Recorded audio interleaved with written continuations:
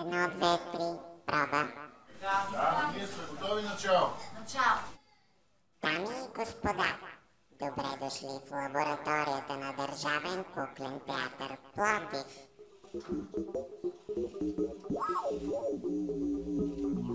It's a biological machine made of of organs that work together to produce. Единия се мести, прави нещо, на него място идва друг, втори. Ма смисъл, някак си ги представям точно е така, леко машинизирано, което казваш ти, Ева.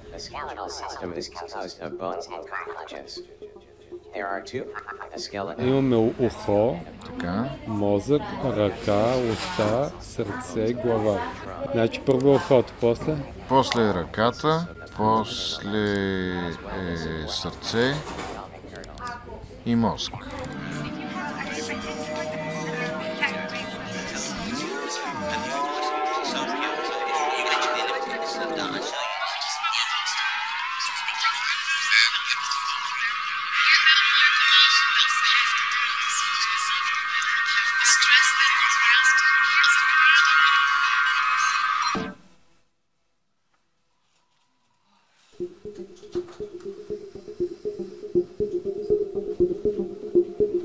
Идеята за създаването на творческа лаборатория съвременните технологии и кукления театър се появи към края на пандемията от COVID-19. До лабораторията се стигна, като идеята дойде от Веско Бойдев и Ева Кьосовска. Тогава започнахме да разсъждаваме какво би било, ако технологиите започнат да навлизат по-сериозно в областта на сценичните изкуства и по-специално в кукления театър. Така създадохме първа творческа лаборатория съвременните технологии и кукления театър. В миналогодишното издание на лабораторията, което беше, така нарекохме Граница, и там идеята беше да изследваме докъде модерните технологии подпомагат живото изкуство и къде започват да му пречат. Тази година се провежда второто издание на тази лаборатория. При нея стеснихме малко кръга на технологиите, които използваме, като сме се конкретизирали основно в областта на сензорите, сензорните технологии. Сензорите, които използваме в тази лаборатория, са общо 3. Всеки от тях комуникира по различен начин с физическия свят. Първият е Leap Motion. Той е създаден за проследяване на движенията на ръцете и според нас е много подходящ за куклен театър, тъй като актьорите могат с различни експресии и жестове да управляват дигитални образи в виртуалния свят, който прожектираме на сцената. Другият сензор е един пръстен, който е подобен на Leap Motion, но със съществената разлика, че тъй като пръстен е безжичен и актьорите могат да си го подават на сцената, да се движат на различни точки в пространството и по този начин да контролират образите. И третият е една камера Kinect, която е специална камера с инфрачервен сензор, който пък позволява на актьорите с движение на цяло тяло да управляват средата около тях, която се прожектира. Тази година темата, която обединява цялото това приключение, бих казала за нас, е темата за изкуствения интелект. Ние като артисти няма как да не се вълнуваме от световните теми. Полемиката, доколко тези технологии, по-специално изкуственият интелект е опасен или е полезен, в каква посока, как да го използваме този изкуствен интелект. Аз съм фен на Азимов от малък, на братя Стругацки, Станислав Лем и всичките фантасти на света. Те се занимават чисто философски с това дали изкуственият интелект е Бога, създаден от човек, дали е равностоен на човека или дали е под нивото на човека. Нали? Това е философския въпрос, който задават тия книги. И той си е съвсем актуален. Стои отговорността на човека към създаването на живота. Това е опасно. Става ни интересно как би изглеждал този изкуствен интелект, защото той е нещо, което не съществува. Той е в мрежата, той е някаква представа в нашите глави, той е в компютрите в целия свят. Но и така решихме, че ще бъде любопитно, ако се опитаме да си го представим като кукла. като някакъв персонаж, който да общува, да комуникира с героите в едно представление. Историята е за едни изобретатели, които го създават това нещо и се появява едно малко роботче, нали, което решихме да го кръстим Франки. Франки е галеното име на Франкенщайн. Тоест, ние решихме, че ще е интересно и смятаме, че Франкенщайн е някакъв метафоричен образ на изкуствения интелект в момента. Има нещо много общо. Правим тази препратка. Когато е писана тази история за Франкенщайн, тя е писана точно в един много сериозен технически подем. Точно тогава се появява електричеството, първата батерия се появява тогава. Мери Шели създава този роман като едно предупреждение, че творението и технологията може да се превърне в чудовище, ако ние не се отнасяме към нея с съответното внимание и коректност. Иначе то си е едно чисто създание, което ако го възпиташ, ако го насочиш в правилната посока, може да бъде много полезно. Така и нашия Франки е, затова и той е дете. Зависи от нас дали ще се превърне в чудовище. Темата за изкуствения интелект е много актуална в момента.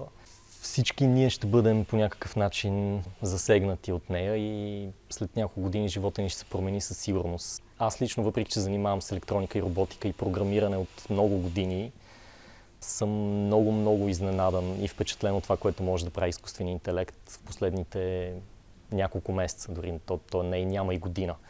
Това мнение се сподели от много от моите колеги, които също от много време се занимават с програмиране, имат представа как работят компютърните програми. Това е нещо, което много ни впечатлява и е стряскащо. Като почне да пилка вече батерията, имате примерно 10 минути, но не е хубаво да оставате да пишете. С тази година за лабораторията основното нещо, което направихме е един мобилен робот, който има и допълнителни интересни функции. Трябва да се вземе таблет и може да го управляваме. Може да прожектира видео. На самия робот има мини проекторче, което може да възпроизвежда видеофайлове.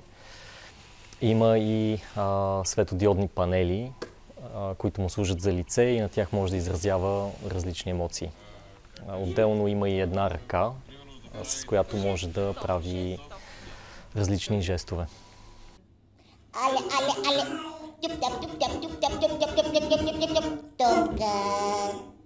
Опитахме да направим контролите много лесни, да може с един пръст или два пръста да се контролира на къде да се движи робота, дали да се върти, в коя посока. Франки, ела. Няма. Ела тук, бе. Няма.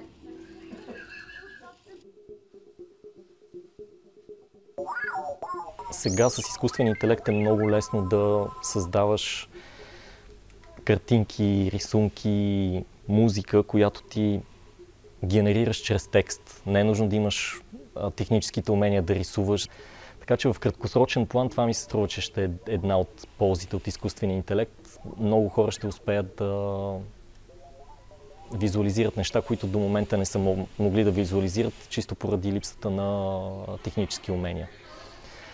В дългосрочен план ми струва, че негативните въздействия ще са повече, защото все по-малко хора ще искат въобще да развият умения да рисуват красиво и добре. И този изкуствен интелект няма да има нови образци, с които да се храни. Би могло и да е хубаво нещо, защото би могъл да помогне с много дейности в професиите. Но когато той започне вече да ги елиминира тези професии, опасността е да не би случайно да вземе да елиминира всички професии. Тогава какво става? Тогава човечеството се превръща в един голям консуматор. Тоест всички ние се превръщаме в едни консуматори, които не създаваме и не правим нищо. И първият проблем в това нещо е, че всъщност ние спираме да мислим, и спираме да създаваме, и спираме да решаваме проблеми. Аз лично съм против изкуствения интелект, тъй като естествения все повече и повече липсва. Тъй като наистина младежите в момента за мен са само на изкуствен интелект. Всичко може да го гугълнат, после да го твитнат, фейсбукнат и така нататък. Нали? И малко губят връзка с реалността за мен. Изкуственият интелект всъщност някой го е създал, някой му е дал знанията. И тия знания не са дошли от изкуствения интелект, а от книги. И децата просто не правят тая връзка. Че изкуственият интелект всъщност има знанията от това, че някой е написал книгата преди това и евентуално я е качил в интернет или е дал на този изкуствен интелект да я прочете. Да стане базата данни, да, с която той работи всъщност. Да разкажем ли нашата история? Да. Ние имаме една много любима история. Когато за първи път излезе така наречения GPT бот, изкуствен интелект, с който можеш да си пишеш, ние го пробвахме с нея. И решихме да го питаме просто за една кратка анотация на Хамлет, при което той написа, но имаше грешки в самото съдържание на сюжета и драматургията на Хамлет и ние го поправяхме няколко пъти, при което той се извиняваше всеки път и все по-искрено звучеше, толкова човешко. И накрая Мария реши, че просто ще им каже, не, ти изобщо не си прав, имаш грешка, ние не ти прощаваме, нали?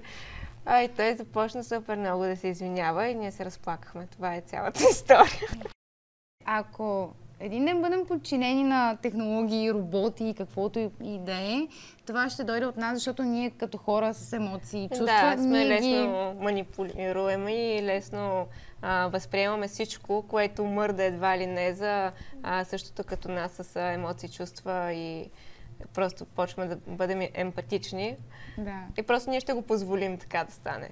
Изкуственият интелект не е нещо ново, разбира се. Той се развива от много години, има общо с машинното обучение, изобщо с принципа, на който ние захранваме компютрите с една голяма база информация и те в последствие, тъй като компютъра е по-бърз от човека, но не е по-умен, на базата на тази информация те могат сами да взимат решения въз основа отново на правила, които човекът е задал. Чрез тези технологии всички ние можем да откриваме нови неща, които не са били преди достояние на човечеството. За мен лично изкуственият интелект, това е едно средство, което ни предоставя хиляди възможности. Но от нас зависи как ще ги използваме и в каква посока. Интелекта няма нищо общо с това как ще го ползваш. Интелектът е средство, интелектът е някаква даденост, която ти можеш да ползваш по различни начини. Но поради тази причина, нали, тези дронове все пак все още се управляват от човек. Дали да снимаш хубави снимки в планината или затова казвам, че те затова сега използват дроновете, примерно за войната, защото реално човека ги ползва за войната. А нещото дрона е казало, бие ми се, искам да се бия. Взема как харитнах? Да.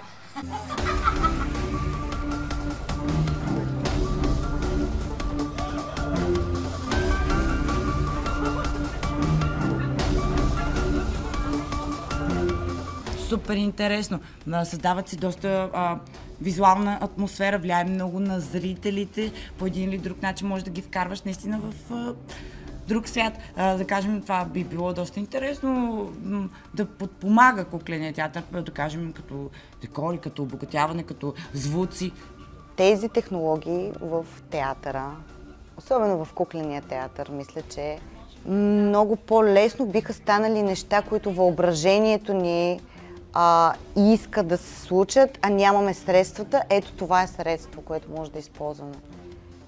И тогава наистина се получава тази магия, за която всички говорим. И децата, които очакват, те само като им светнат някакви мултимедийка и те са вау, нали, осветление с звездички. А ако и това нещо може да се използва в различни представления, би било много впечатляващо. Да се нагласи определен сензор към определено нещо, трябва да бъдеш много търпелив, защото те имат изключително много възможности. И като се почне да се изследва, да се заиграва, да се разпищолва така една проба, наистина трябваше търпението. Може би, да. А пък ние сме нетърпеливи. Това е куклен театър. Когато не можеш нещо да направиш ти с своето физическо тяло, куклата да може да го направи, всъщност там се докосват нещата. Всъщност с тия технологии да може да те заведе в различна реалност, на различно място на сцената, да те пренесе. В това, че се манипулира нежива материя, в нашия случай много имагинерна, когато става въпрос за изображение или светлина, или звук. Но в това, че се анимира и се оживява нещо неживо, това е основната връзка между кукленото изкуство и сензорните технологии, тяхното сценично приложение. Робота се управлява от таблет и се опитахме да направим контролите много лесни, да може с един пръст или два пръста да се контролира на къде да се движи робота, дали да се върти, в коя посока. И оттам се управляваш цялото. Обаче, примерно, като го заключиш този таблет и после трябва да го отключиш пак. Да се сетиш да го заредиш, примерно. Да. Защото иначе Кали търчи по сцената, като изоглавен и нямам таблет. Къде? Кажи как таблета не работи. Това беше много интересно, защото той, този е таблета, той го познава много добре, вече работи с него, но не работи, изключва, Да. няма, не работи. И пробвам да включа от копчето. Изобщо не отразявам, че копчето беше от другата страна на таблета. Натискам, викам, този таблет се развале. Оле, хора, щупането. И се оказа, че таблета просто е обърнат наобратно. Да. И от това, което виждам, актьорите без затруднение се справят с управлението на робота.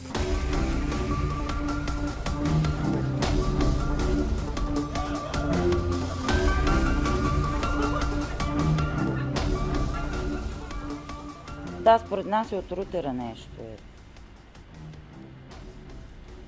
Дани стана ли? Не можем. И с телефон не можем. Това пита Калин. Чакай да ти го дам. Може ли ти дам, Калин? Да.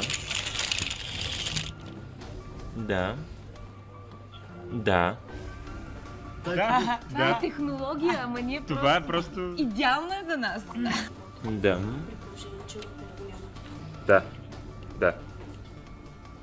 Цветен квадрат. Появил ли се? Цветен квадрат? Да.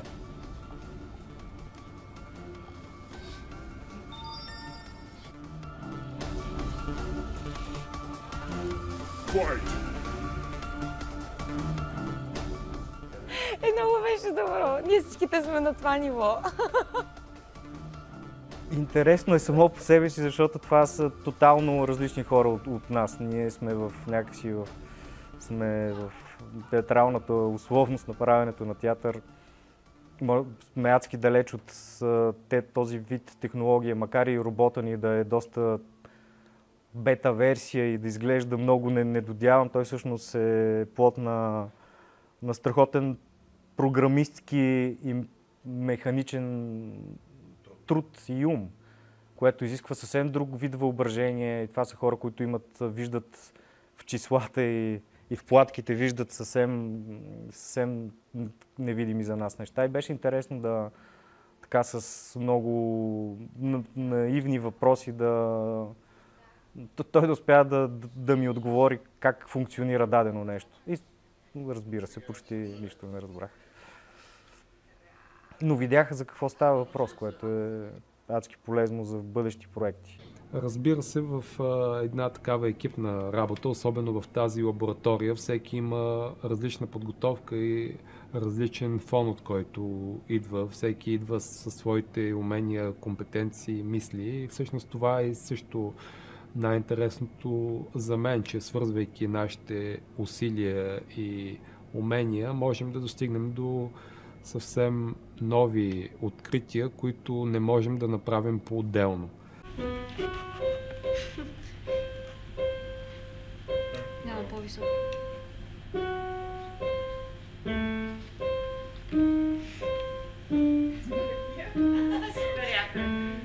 Да свириш на пиано във въздуха е нещо много различно от това да свириш на пиано на самото пиано.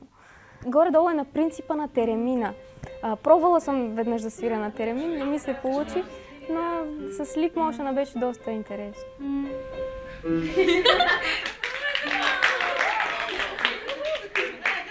Моята функция беше да предоставя звукова среда, която да направи, може би, изживяването по-магично. И за мен така по-интересната част беше живата обработка на звук чрез различни сензори, контролери. Чисто технологично беше много интересно това да създадем примерно пиано, което да се свири изцяло, нали, за зрителя от нищото, от въздуха. Велико. Други инструменти? Ами то инструменти може да слагаме каквото искаме от тук нататък. Въпросът е, че те самите инструменти се държат по различен начин. Актьорската природа и сензорите е много интересен сблъсъка, защото нали, тая душевност, която има актьора като цяло, особено нашите тук са луди, и сензора, така се каже, сензора просто се опитва да им разбере душата, но няма как. Той е машинка. Ами, води се дорбала китара това. За театър този тип технологии са наистина невероятно допълнение. Аз съм много голям фен на всякакви ефекти, всякакви такива сензори и все пак малко по-сложни перформанси, отколкото нали, стандартното музика, актьора реагира, втора музика, актьора реагира нещо друго. Тук имаме първо нещо, което се случва на живо, както нали, контролната зала, да го наречем, така и от хората, които са на сцената. Да, моите впечатления са, в смисъл, това е моето поприще, така или иначе. Аз съм просто щастлив да участвам. We know Pavlo is just a total genius and we just start to like make some ideas together. But you know, it's all his work. He did everything and just like put in some ideas for some sounds and some soundscapes making. And yeah, and it was all Pavlo's, of course. He's the genius. He's super. We were just like sampling some sound and yeah, making some soundscapes.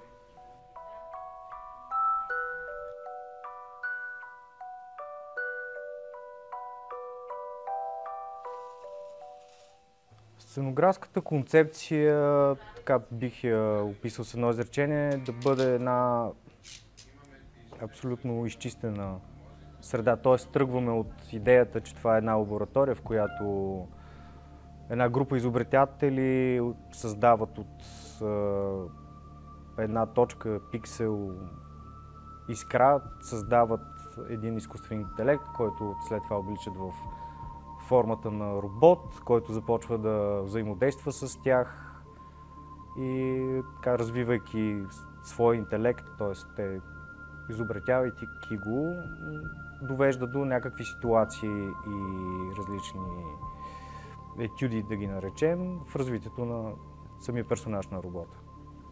Основната изобразителна функция на всички сензори, освен това, че се контролират на живо от актьорите, е това да има на какво да чисто и ясно да го виждаме. Затова някак си изчистихме средата, всичко е чисто бяло, пода, белия рунд, за такива помощни елементи към самия декор използваме няколко размера купчета, както и прозрачни плексигласови плоскости, които наглед прост материал, който се използва в индустрията и някак си сам по себе си не предразполага за творческо предназначение. Успяхме чрез различни светлинни ефекти да открием по прост начин ярки образи.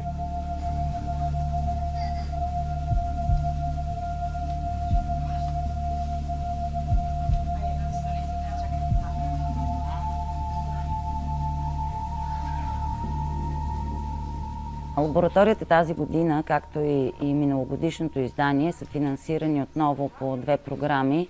Едната е на Фондация Пловдив 2019 по програма Наследство 2, а другата фондация, която ни финансира, е Национален фонд култура по програма Едногодишен грант.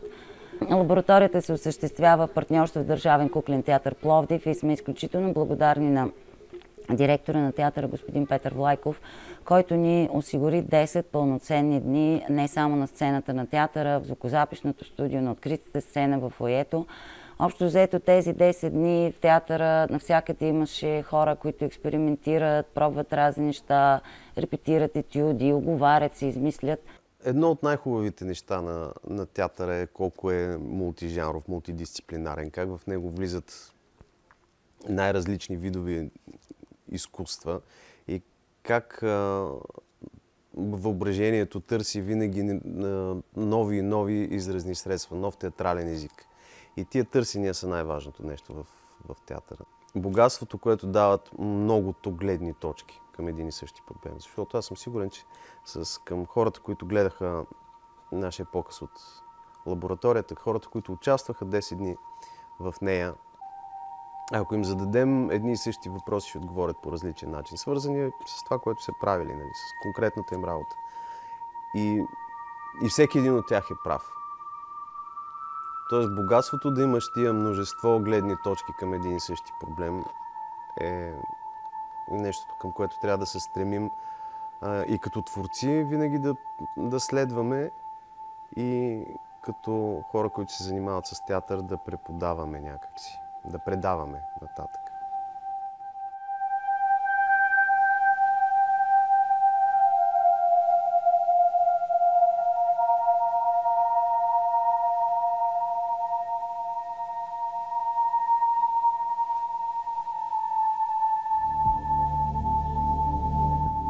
Последните години в областта на сценичните изкуства и по-специално в областта на кукления театър, творческите лаборатории започват да се появяват все по-често, но за съжаление според нас не достатъчно, тъй като това е един проект, който има неясен край.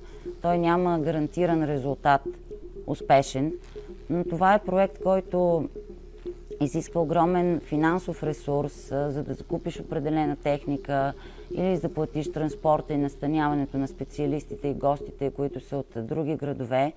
Радвам се и сме щастливи, че успяваме да го случваме това събитие. Надяваме се все повече да се появяват такива събития, защото кукленото изкуство има нужда да се развива. Ние изминаваме един път заедно. Този път продължава и след лабораторията. Виждаме в каква посока вървим.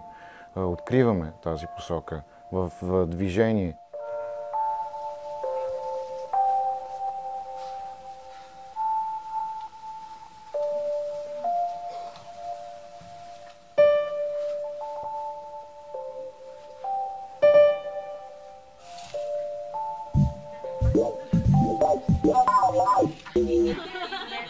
Thank you.